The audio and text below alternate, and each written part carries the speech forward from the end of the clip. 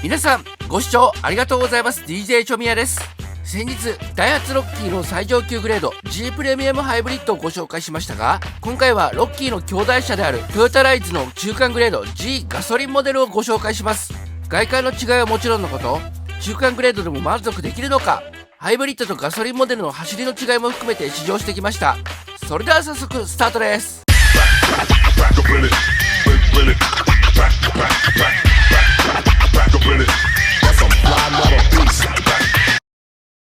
DJ チョミヤ車とグルメチャンネルでは、新型車から懐かしい車まで DJ チョミヤが気になった車をご紹介しています。ぜひとも高評価ボタン、チャンネル登録をお願いします。皆さんご視聴ありがとうございます。 DJ チョミヤです。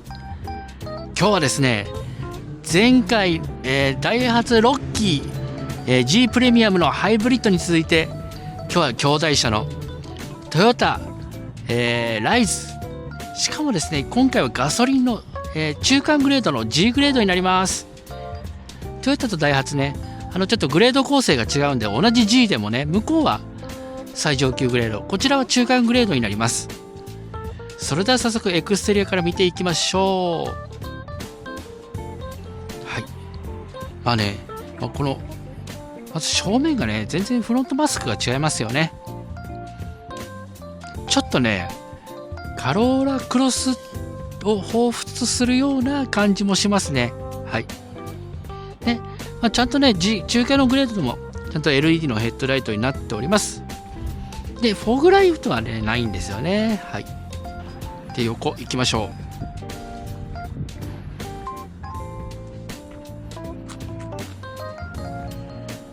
でタイヤはですね、こちら16インチですね。しっかりアルミを履いております。上級の Z グレードとアルミ自体も違ってタイヤが17インチになるんですけどね。それでは続いてリアですね。はい、リアはこんな形になっております。でハイブリッドマークはね、ガソリン車なんでないんですよね。で、ポジションランプ、はい、このように形でここまでちゃんと入ってますね。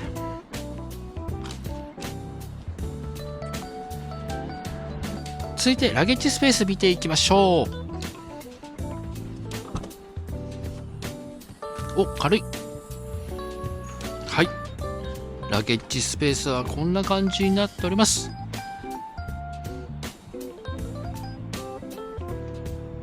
はい、でガソリン車なんで、下にはちゃんとスペアタイヤがねない場合はしっかりと、2段式で、ちゃんと収納スペース下にもちゃんと確保されてますね。よいしょ。これはね、スペアタイヤ入ってるんで、はい、ちょっとスペースはね、狭まってますけどね。よいしょよいしょ。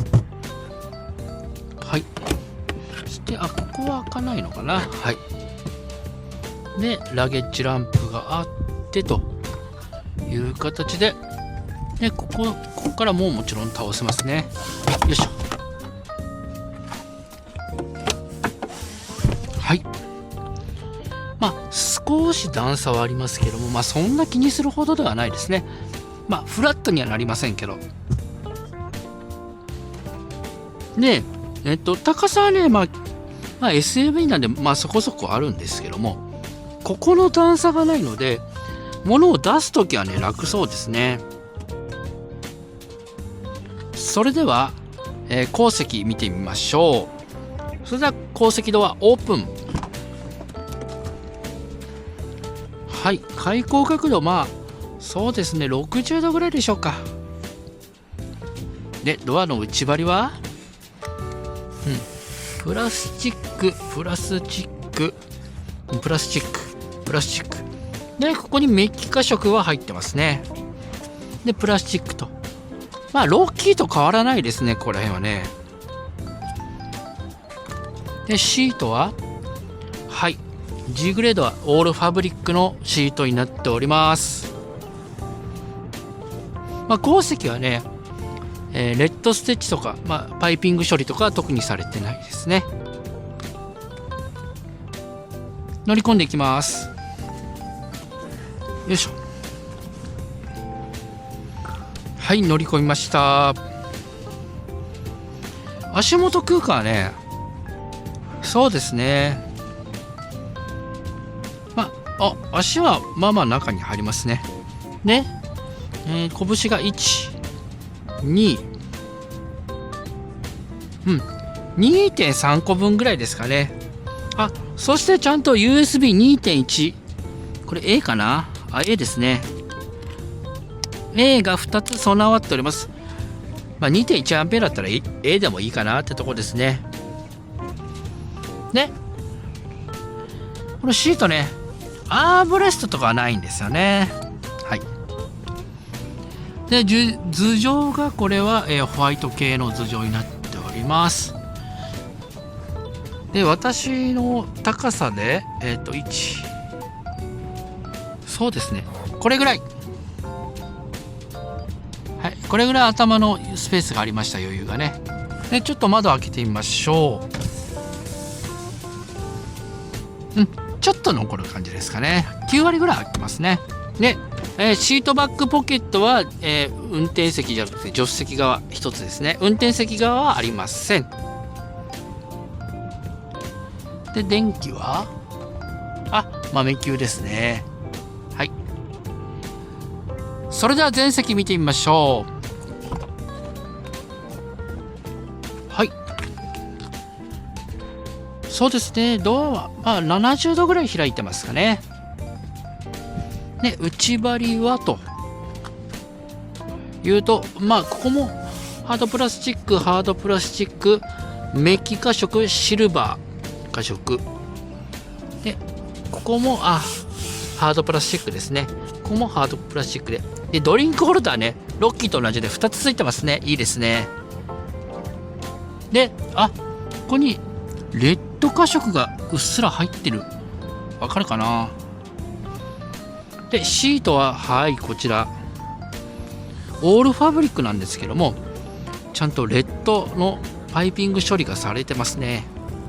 ちょっと朱色っぽい感じもしますが、なかなかアクセントがあってね、おしゃれなシートです。乗り込んでみましょう。はい、乗り込みました。まずは全席の視界行きましょうか。はい、ぐるーっと見ますとこんな感じです。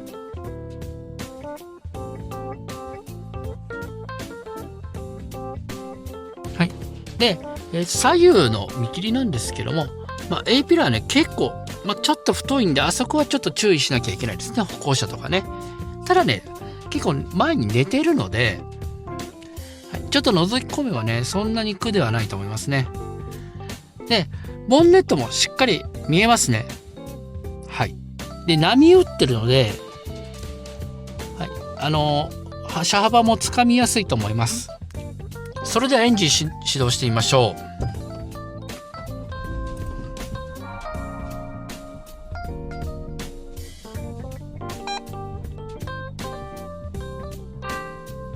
ETC カードが挿入されました。有効期限は2030年1月です。はい、こんな感じになっております。そしてステアリング、こちらは、G グレードなんでウレタンハンドルですね。で、G グレードは運転支援がついてないんですね。はい。で、こちらは、インフォメーションコントロールスイッチですね。で、この車はパノラミックビューモニターがついてます。はい。はい。これはオプションですね。で、すでにこれ7インチかな、なんかのディーラーオプションのナビになります。ちょっと7インチだとね、ちっちゃいですね。もう少し大きなのももちろん9インチのもありますんで、ご購入の際はそちらを選ぶといいと思います。で、エアコンはこちら、オートエアコンですね。はい。結構、物理スイッチがしっかりあるので使いやすいエアコンになっております。で、こちらに 2.1 アンペアの、タイプ A ですね。A が1つと、シガーソケットと、で、ちゃんとですね、シートヒーターついてるんですね。オンかオフかの、切り替えしかないんですけども、ちゃんとシートヒーターついてるのは嬉しいですね。で、この車はちょっと置くだけ充電とか特にないです。で、このコンソールなんですけど、センターコンソール。ここ見えるかな？ひし形で、ちょっとダイヤモンドっぽいですね。デコボコした処理が入ってて、安っぽくは感じないですね。このシルバーの加色も入ってるんでね。で、見てください。こちら。はい。電動パーキングとオートブレーキホールドついてないんですね。なので、昔ながらの、これですよ。手引きのブレーキです。これ、懐かしいですね。はい。そして、こちら。あとね、一応センターアームレストもついてます。これね、ハードプラスチックなんですけどね。あるだけいいです。開けてみましょう。深さ手のひら1個分入って、長さはね、私、これ思いっきり伸ばして15センチぐらいなんで、そうですね、19センチぐらいですかね。はい。ありますね。そして、ここにドリンクホルダーがあります。で、助手席にも同じ場所にあります。ね、ちゃんと、はい、バニティミラーついてますが、ライトはちょっとありませんね。といった感じで、それでは気になる市場の方行ってみましょう。さあ、出発です。本日はトヨタライズ、しかも中間グレードの G のガソリンモデル試乗しております。ついこの間ね、兄弟車であるダイハツロッキーのハイブリッドの G プレミアムですか。はい、最上級グレード試乗動画上げてますんで、気になる方はそちらご覧ください。まずね、G グレードこちら乗ってみて思うのが、私ちょっと1時間ぐらい撮影前に乗ったんですけど、まず走り出した感じ。もう低速域ですよ。結構軽いね。軽快だねっていう感じです。これね、1.2 リッターの、ガソリンモデルです。3気筒エンジンなんですけども、で、NA モデルね、ターボじゃないんですよ。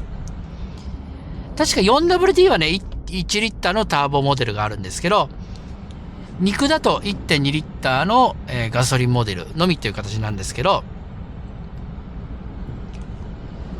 このね、NA でもかなり軽快です。その理由はね、おそらくですけど、ここにあるんじゃないかなと思うのが、車重がね、これ970キロしかないんですよ。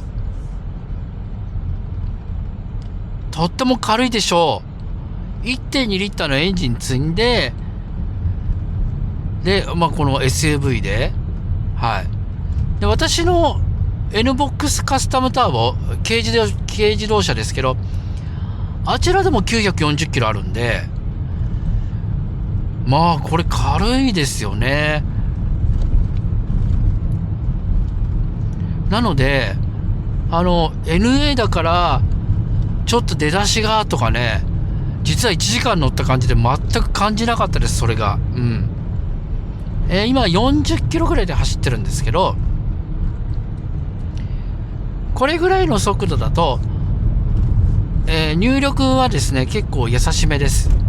ただね、やっぱり車体もコンパクトなんで、いろいろね、下からの入力はね、いろいろ拾ってきますんで、はい、揺れはね、結構しますけども、揺れてもね、結構、突き上げは滑らかですね。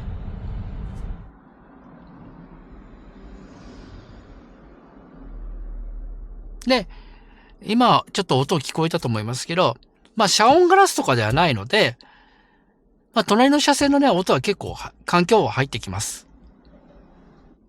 しかしね、この車、価格を考えると、もう先に結論言いましょう。めっちゃいいと思う。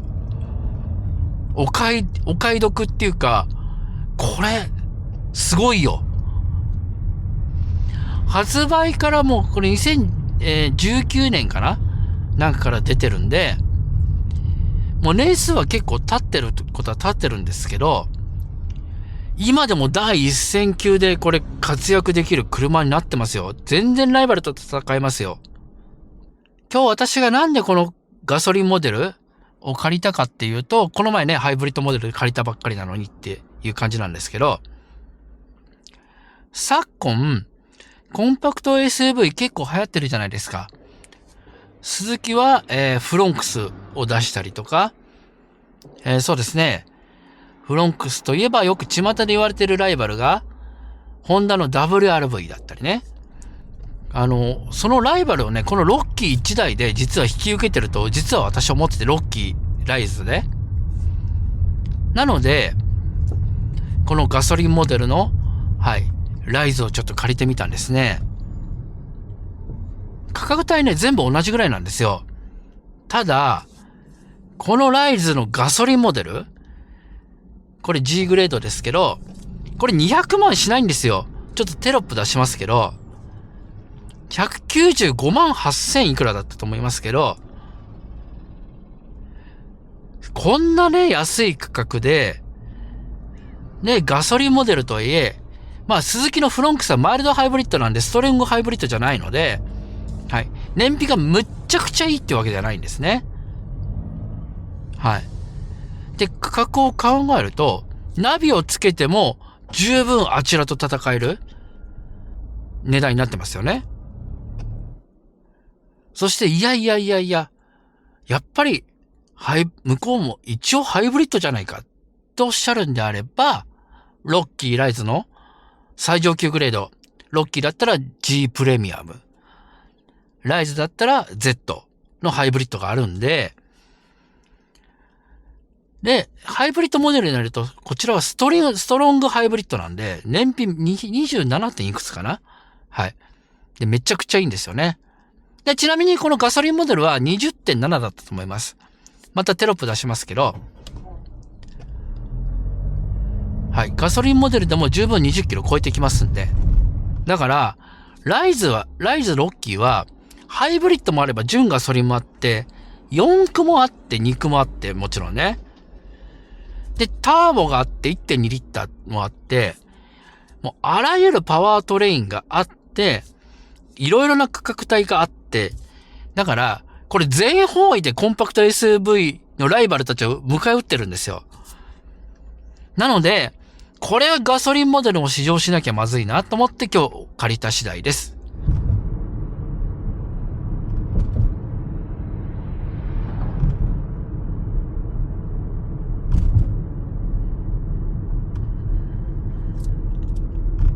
で、今も40キロぐらいですけど、道路の継ぎ目の入力はね、結構やっぱ、音も入ってくるし、振動もしますね。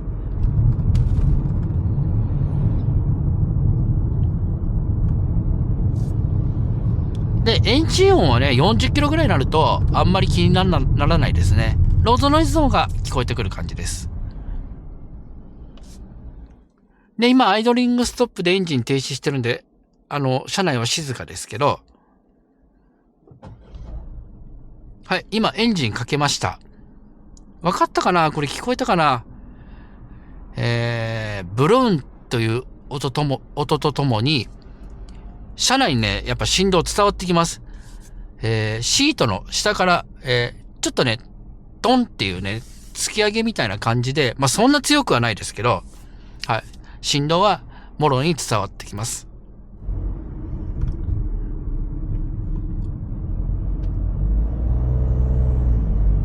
で、エンジン音はね、まあ結構、そこにエンジンあるんだねっていう感じで、結構エンジン音近い感じで伝わってはきますけど、まあそれなりに抑制はされてると思います。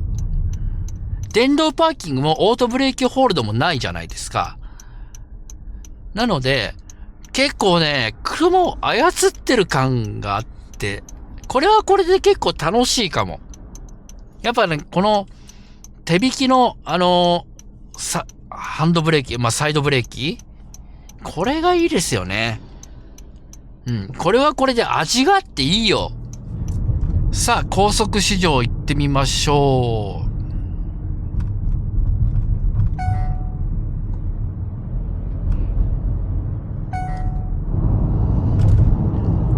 はい、高速乗ったんですけども、NA でノンターボなんですけど、加速力は十分です。これ車重の軽さもあるし、エンジンもね、結構力強い感じがしますね。0キロからの発進もスーッと前に出てくれるんですよ。で、この車のね、スッと前に出たいときはアクセル全開に踏まない方がいいですね。半分ぐらいに踏むとダイレクトにスーッと反応してくれます。これいいですよ。これ全然ターボいらない、この車。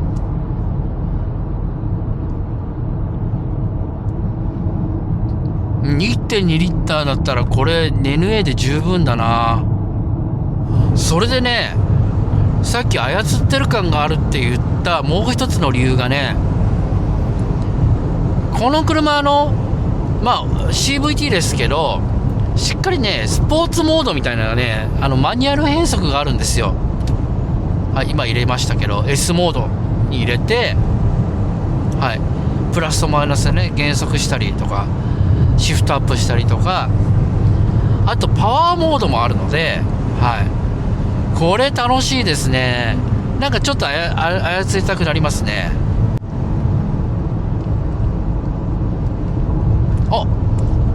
疑似変速で7速までありますね。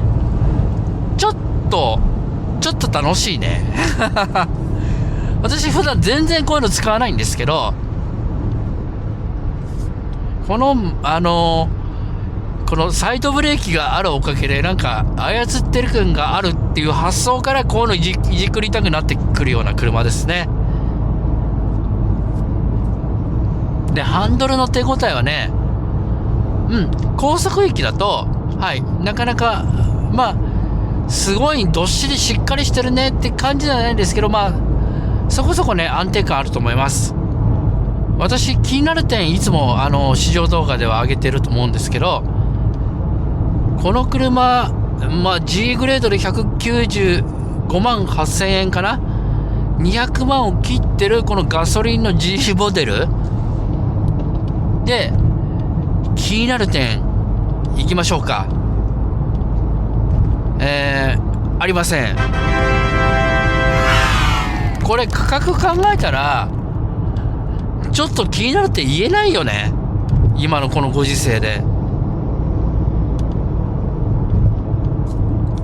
オーナーになればいろいろ出てくるかもしれませんが、購入前の市場レベルだと、納得感あるね。これ価格とこの車の作り方っていうか、はい、全体通して運転支援がついてればいいなとかありますけど、もう少しね静粛性、周りからの環境音が少し抑えてくれるといいなとか、ブレーキオートホールド、電動パーキングついてるといいなとかありますけど、それつけると価格上がっちゃうんでね、 G グレードはこれでいいかなっていう感じですね。逆に運転支援がついてないことが、全車速の追従とかレンキープとかがついてないことを楽しもうっていう感じですね。運転を楽しもうっていう感じ。ただちゃんとね安全機能はしっかりついてるので、標識認識機能もついてるし、一応レーンのはみ出しとかもちゃんと見てますから、で前の車の衝突軽減とかもしっかりスマーシかな、ついてますんで、そこら辺はねしっかり安心していいと思います。といった感じで本日はトヨタライズ G グレードガソリンモデルを試乗してみました。いかがでしたでしょうか。いやー、しかしトヨタライズロッキーとやっぱり同じでめっちゃくちゃ良かった。久しぶりに運転支援もなし、電動パーキングオートブレーキホールドもなしの車に乗るとですね、自分で操ってる感がすごいですね。俺は運転好きなんだ、ドライブ大好きだぜっていう方はこちらのガソリンモデルの中間グレード G、とってもおすすめだと思います。といった感じでトヨタライズ気になった方はトヨタのディーラーに行って見て触れて試乗してみてください。きっと気に入ると思います。それではまた次のいい車でお会いしましょう。ご視聴ありがとうございました。チャンネル登録よろしくね。